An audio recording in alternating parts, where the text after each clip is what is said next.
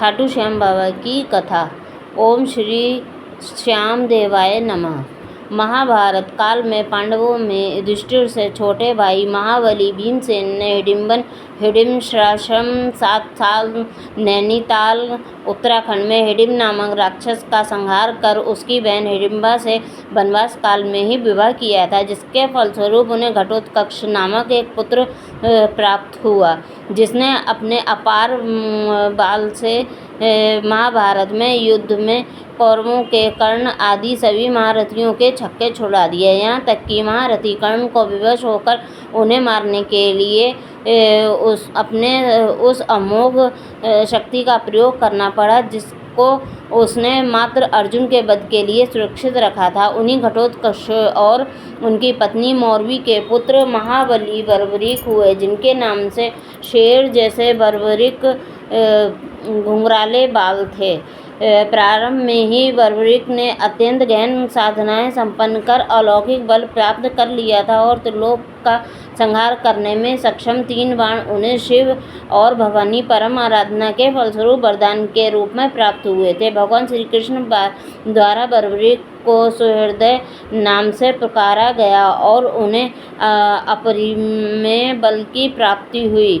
नारद द्वारा लाई गई नव दुर्गा की आराधना का निर्देश दिया गया। गहन आराधना से संतुष्ट होने पर नव दुर्गाओं ने बर्बरीक को सदा अपराजित होने का वरदान दिया।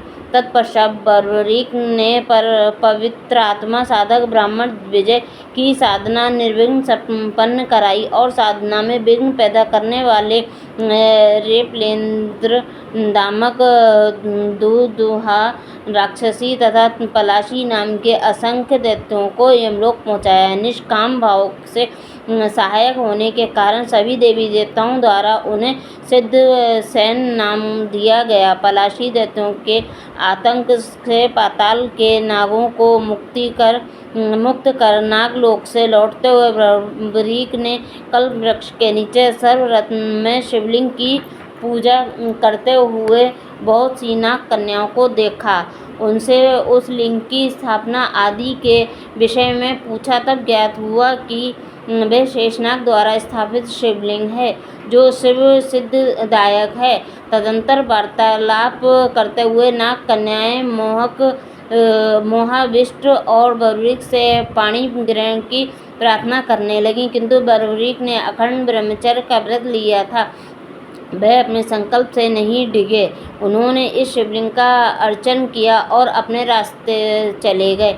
एक बार भीमसेन ने चंडिका देवी के पवित्र तीर्थ में बिना हाथ पैर धोए ही प्रवेश कर गए और कुल्ले आदि करने लगे। पवित्र आत्मा बर्बरीक वहाँ मौजूद थे।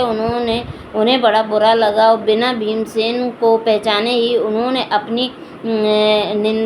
उनकी निंदा की, जिस पर भीमसेन भी कुपित हो गए। दोनों योद्धा आपस में भिड़ गए। बर्बरीक के अपराजय बल के आगे भीमसेन दुर्बल पड़ गए और बर्बरीक ने भीमसेन को उठा लिया, उन्हें समुद्र में फेंकने के लिए उद्यत हो गए। तभी भगवान शंकर ने प्रकट होकर उन्हें भीमसेन का परिचय दिया। अपने दादा को पहचानकर बर्बरीक को गिलानी हुई और अपने प्राणोत्सर्ग को प्रस्तुत हुए, किंतु भगवती ने प्रकट होकर उन्हें शांत किया और कुंड की पवित्रता की रक्षा हेतु परम योग करने के लिए उन्हें चंडिल नाम से पुकारा और बड़ी प्रशंसा की। महाभारत के प्रारंभ होने को था।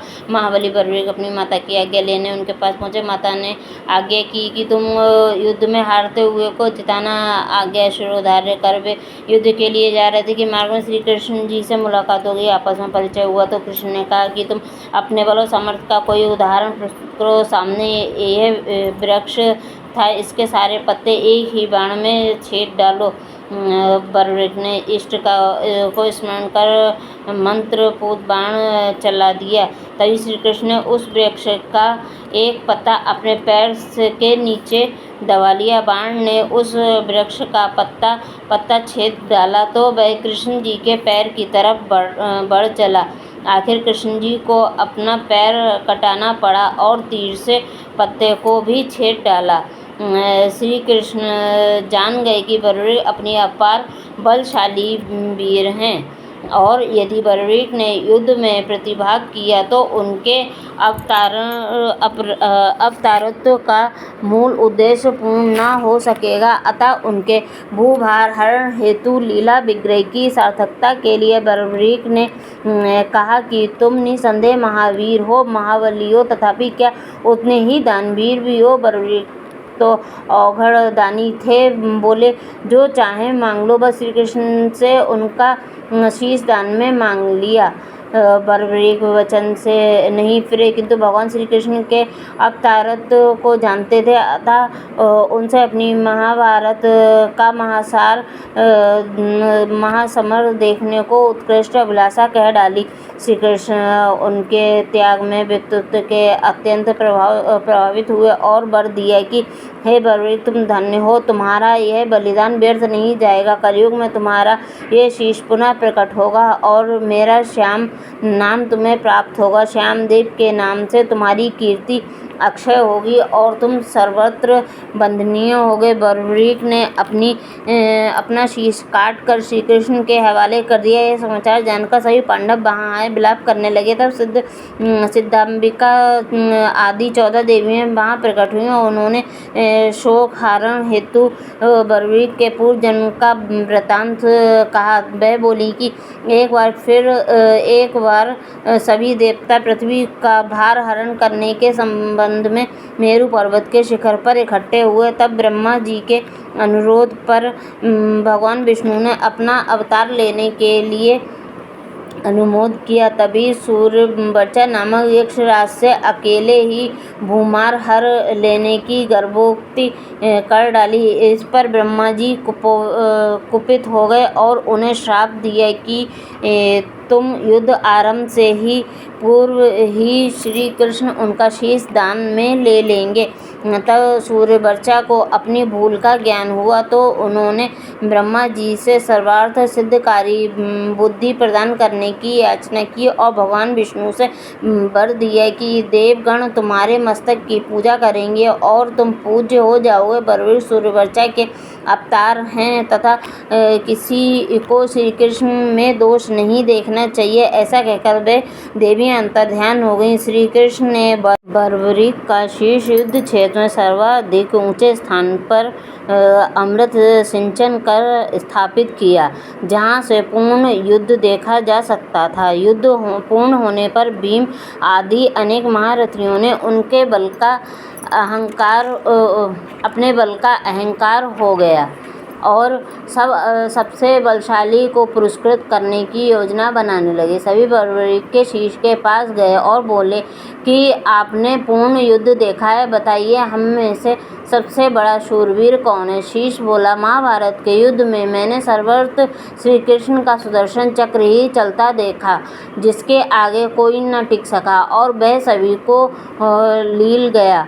द्रौपदी स्वयं कालिका का रूप धारण कर रक्त पी गई, पर इस पर सभी वीर स्तब्ध रह गए और सबका अहंकार चूर चूर हो गया। तभी शीश वहाँ से अंतर्ध्यान हो दिव्यलोक चला गया। खाटू नगर में आज जहाँ श्याम कुंड है, वहाँ पर एक टीला था और आसपास की भूमि चरागाह थी।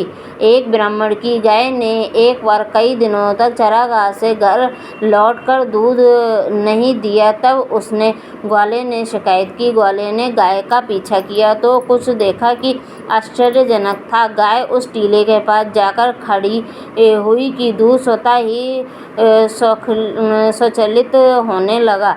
ग्वाले ने यह देखा, जाकर ब्राह्मण को बताया तो ब्राह्मण ने अन्य लोगों से विचार विमर्श कर उस स्थान पर खुदाई करने का निश्चय किया। थोड़ी खुदाई करने के बाद जमीन से आवाज़ आई, खुदाई धीरे करें और ध्यान से करें, यहाँ श्याम प्रभु प्रकट होंगे। थोड़ी देर और खुदाई करने के बाद भक्तों ने के पालनहार श्री श्याम की श्रवण मूर्ति प्रकट हुई और वह गोपालक ब्राह्मण को प्रदान की गई, जो नित्य ही इसकी पूजा अर्चना करने लगे।